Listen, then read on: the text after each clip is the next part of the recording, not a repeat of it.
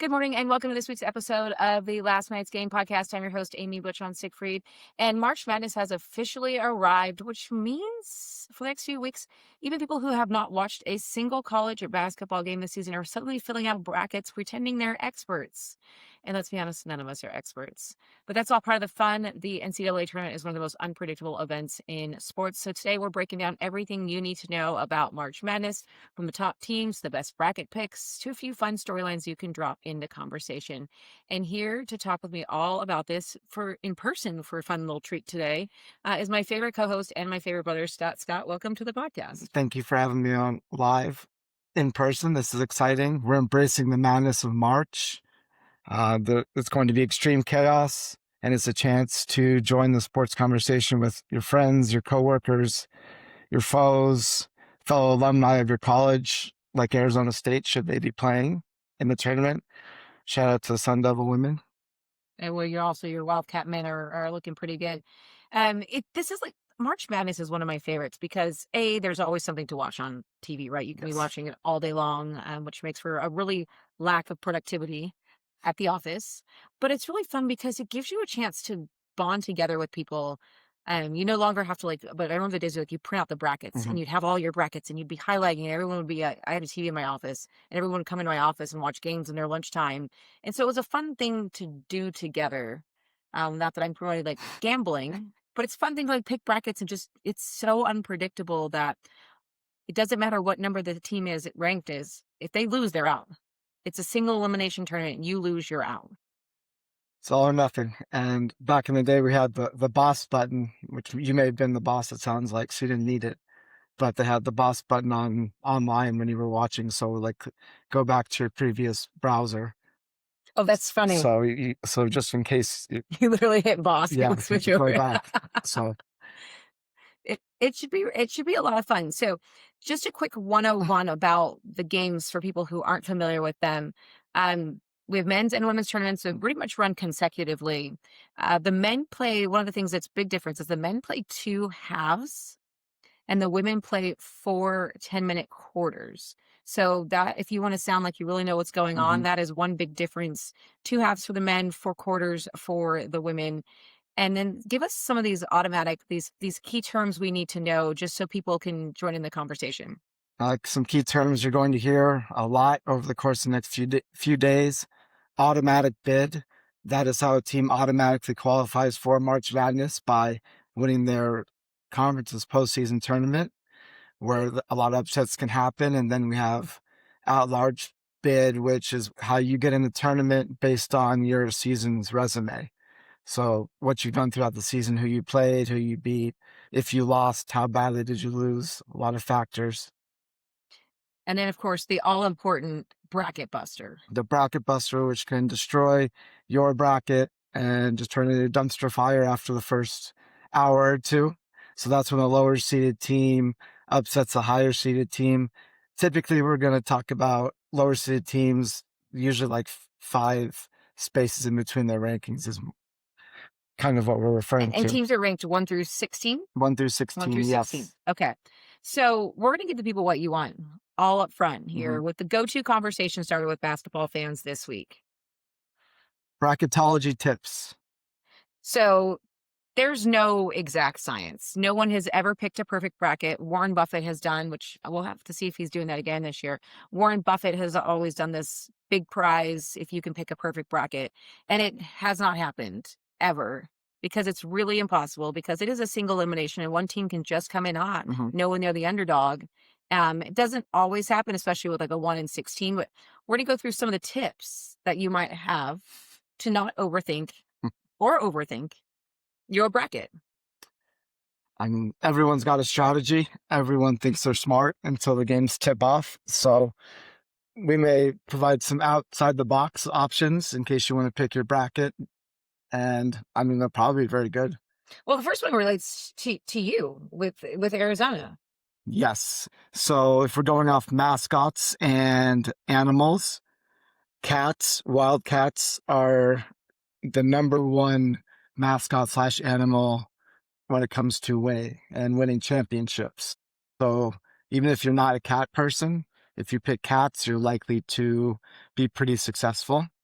Okay, so that looks like Kentucky, Villanova, Arizona. They've had the And most. UConn's the most. Or those are huskies. Excuse Those are me. Oh dogs. I was like, my. oh, Oh dude, my. oh, you just became a dog person. Oh You're supposed no. to be a cat person Sorry. this Sorry, second. cats. So we have cats, but then we have the antithesis. We have birds. Birds are also not my favorite animal in the world, but they also have a strong presence. Birds are the number 2 animal when you're picking a bracket. So you go cats and then you go birds, which I know you hate birds, so you'll probably go against this. I'll probably pick the cats. So birds and cats, you should be pretty successful. So we have the bird teams have 208 tournament wins, 39 Sweet 16 appearances, which is the final 16 teams. And this is on the men's side. I should qualify that. This is on the men's side. 7 Final Fours and 3 championships. So therefore, on the men's side, pick your favorite animal.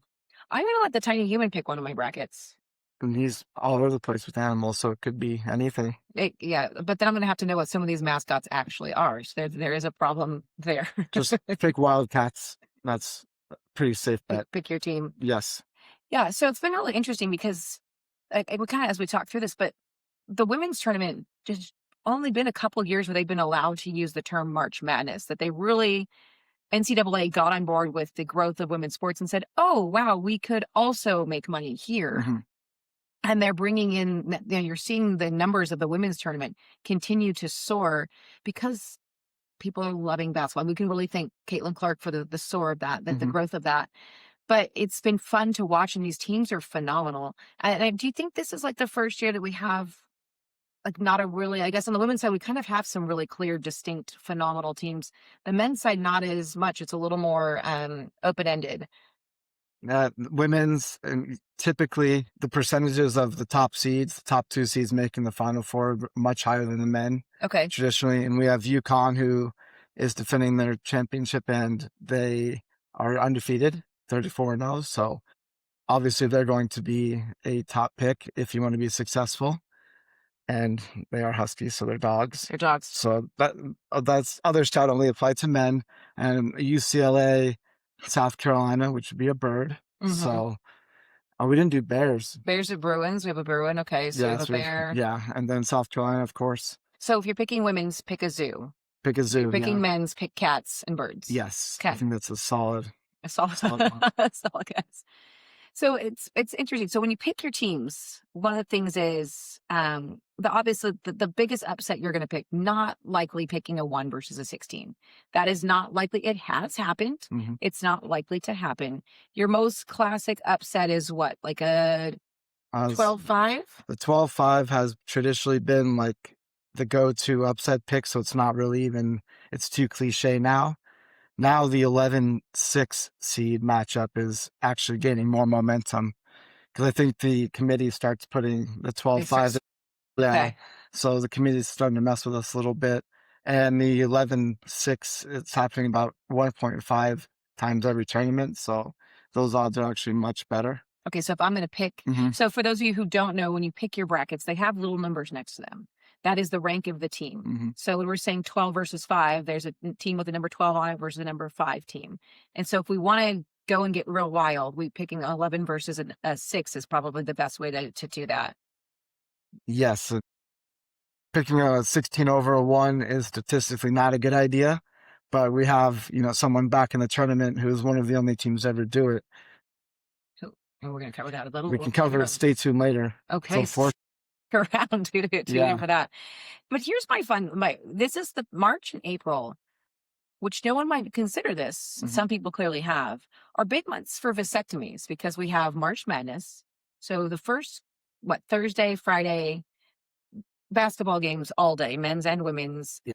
We have the play-in tournaments Tuesday, Wednesday. So explain the play-in tournaments for me, actually. So the play-in tournament, they expanded from 64 to 68 teams to give 4 more teams an opportunity to participate.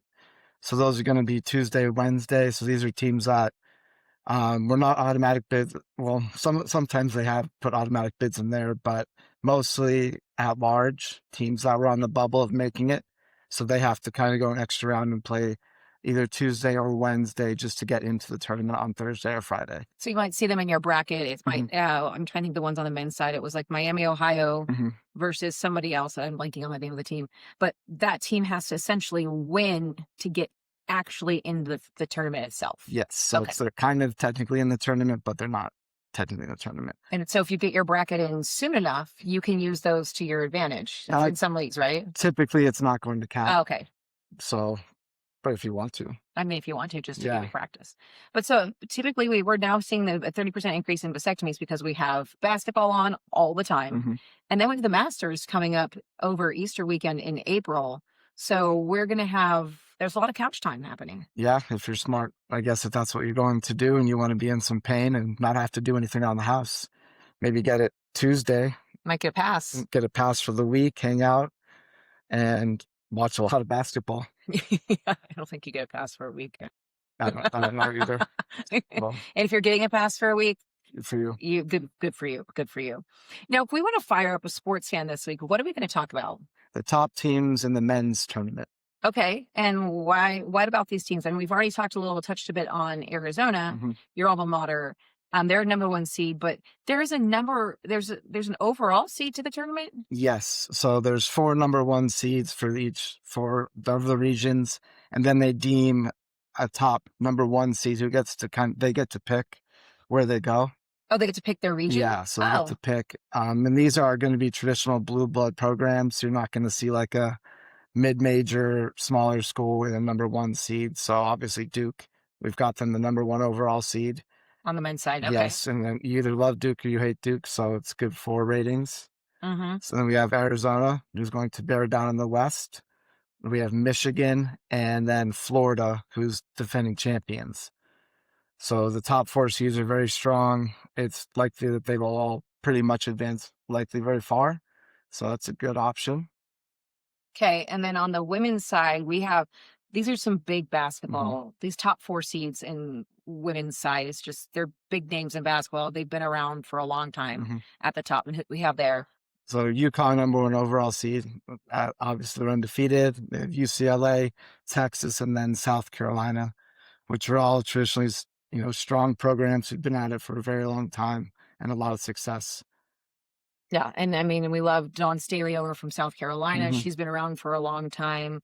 Um, Gino Gino Ariema. from UConn.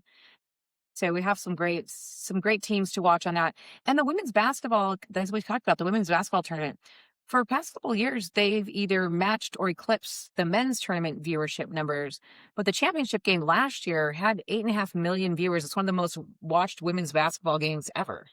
And the momentum's been building since Caitlin Clark, Angel Reese championship game, and they've been able to keep it going with the big names. We've spoken about it before. The women are kind of forced to stay in college longer than the men. They have to stay 3 years, so they're able to build their brands up and become household names. And it shows with the ratings that people are going to tune in to watch. Now let's give the people what they want. We've already taught how to pick a bracket. But these are the stories that are behind these teams. So give us a team to cheer for this week if we don't have one. Cinderella stories. I love a good Cinderella stories. That's what makes March Madness Mhm. what it is, because we have some phenomenal stories. And we have a guy who's coming back.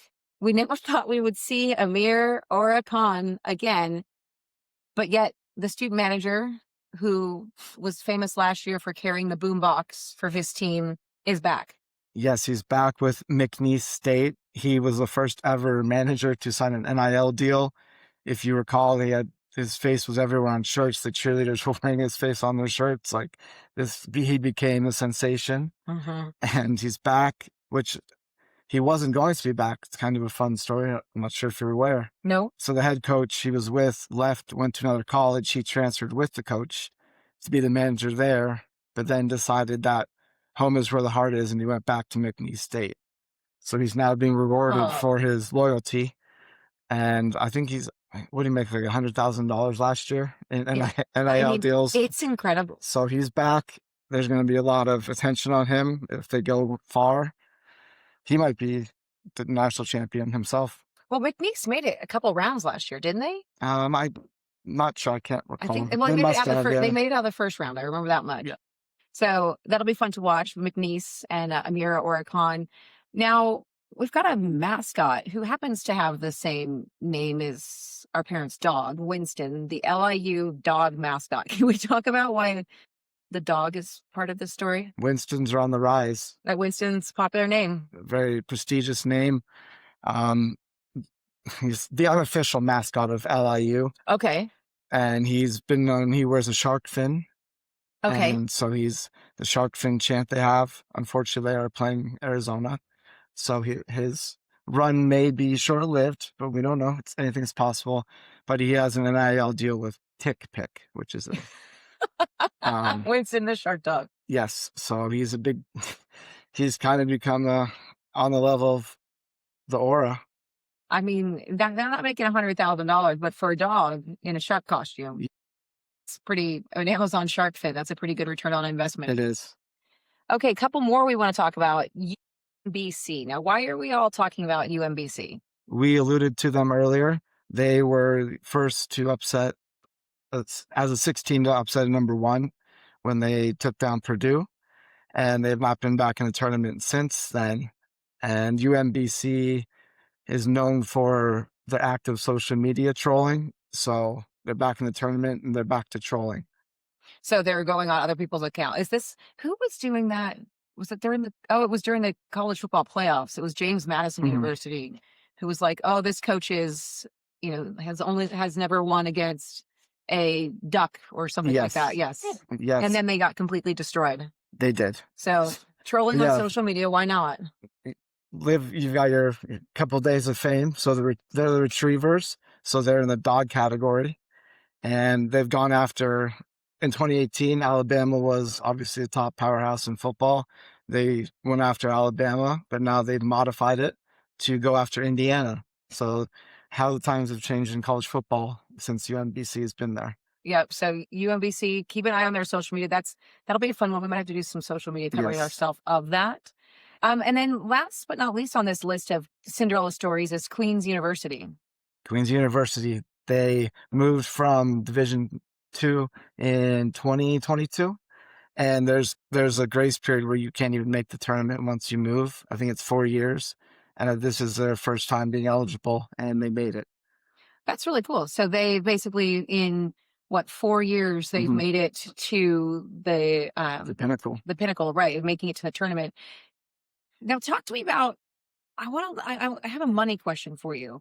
I want to understand, like, our teams aren't making the kind of money out of the March Madness like they are in terms of college football playoffs. It's not the same money. And their roster sizes, their roster spend is significant. So I'm trying to understand, like, obviously there's this mecca. You're getting to March Madness, you're getting to the big dance, as they call it. But you're not in it for necessarily the money. Well, if you could win, you're in it for the money. Okay. As you get each round you advance, you get more money. And obviously the college football, that's where the money is. That's what, powered realignment and NIL and transfer portal. But basketball has some power spending. NIL budgets for like the Blue Bloods, like we spoke about, the big programs, is around 7 to 10 million per roster on the men's side, and then women's is around 1 to 5 million. So there's still big money being thrown around. Obviously the rosters are a lot smaller than the college football team, but the money is there, and you can spend a lot of money and not advance very far. So it's really a great experiment. Well, I'm looking at these stats you put in front of us. Kentucky, not number one seeded, has reported around 22 million in NIL, which is name, image, likeness payroll that they're paying the players. It's one of the most expensive in basketball history, but yet it goes back to chemistry is everything. Yeah, you can throw money at something, but if there's no chemistry, it's not going to work. I'm sure even Kentucky's fans would say it's kind of been a disappointing season for them. So if they can make a run in the tournament, then no one cares. Yeah, shout out to Gracie, our intern from Kentucky, who would tell you she's been disappointed with the way the team's. That was my source. So exactly. Yeah. I want you to give me one men's name, okay, and one woman's name of 2 players we should watch in the tournament. And so, there's a few big names, but I think the top one is going to be BYU freshman, and he's AJ Diamonasta. He's turned down all the big programs offering him a ton of money to go to BYU for also a ton of money. And so he's at about $4.4 million as a freshman. And I mean, that's kind of mind blowing. Is he, I haven't watched a ton of basketball this season. Is he living up to the valuation of 4.4 million in money? I guess rate of return is They're not number one ranked. in the eye of the beholder, but yeah, he's been very successful and likely a top pick in the NBA draft should he choose to leave. Got it. And one I like to follow, Duke is going to be one we're going to watch a whole bunch of. Is the Boozer brothers are on there, right? Twins. Cameron Boozer and his brother. I'm blanking on his brother's name, but they are the Boozer twins. And so their dad was a big NBA player, and also played at Duke, correct? Duke legend. So they're following his footsteps. A lot of pressure on them, but Cameron's also been a standout freshman, likely a top pick, and he's at 2.1 million for the year. So he's about fourth. It's really it's interesting to watch. Now, talk to me about on the women's side. Who's the big name I need to watch? The big name, the big money earner. You've seen her on a lot of commercials. Has a ton of brand deals. Flau'jae Johnson. Okay. She's also a rapper, so they'll play her music as well. So I think she's on a lot of commercials. I think Beats by Dre, maybe. Okay. Mostly. So she's at LSU, came back, passed on WNBA to come back to play at LSU, and likely made more money than she certainly did, made more money than she would have in WNBA. And they're number 2 seed, so likely to see her go pretty far. Yeah, I mean it's pretty impressive to watch what she's done, right? She has deals with Puma and JBL and Amazon and Samsung. She signed to Jay-Z's Rock Nation label. Yes. So it's really cool. She's really hedging her bets. She is, yes. Right? Like when she's going to do all the things, which I really think is pretty impressive. Now, as we go to wrap up, is there anything that we did not cover that you want to give a shout out to before we wrap up today? There's so much fun stuff here. It's kind of hard to narrow it down, but I will go with one more bracketology tip because everyone wants something to pick their bracket. And we found a lovely Twitter account, NCAA Buzzer Beaters and Game Winners, which is picking their brackets on random things. And they have a bracket based on how close a Wendy's is to their school. Oh. So whatever school has the Wendy's closest to campus, yes, basically wins. Yes, and if you like Wendy's, if you like Frosties, they've got you covered. And they have Vanderbilt versus Arizona, and Vanderbilt winning. Okay. So if you like Wendy's.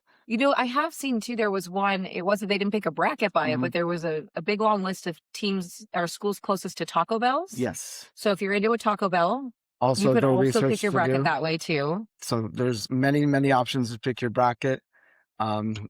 Cats, dogs, birds, Wendy's. Yeah. I have been known on ESPN, they allow you to pick the brackets that your favorite ESPN reporter or whoever picked, and you could just literally click the button and fill theirs in, because sometimes you get down to the wire and you just need to pick a darn bracket and you don't want to overthink it.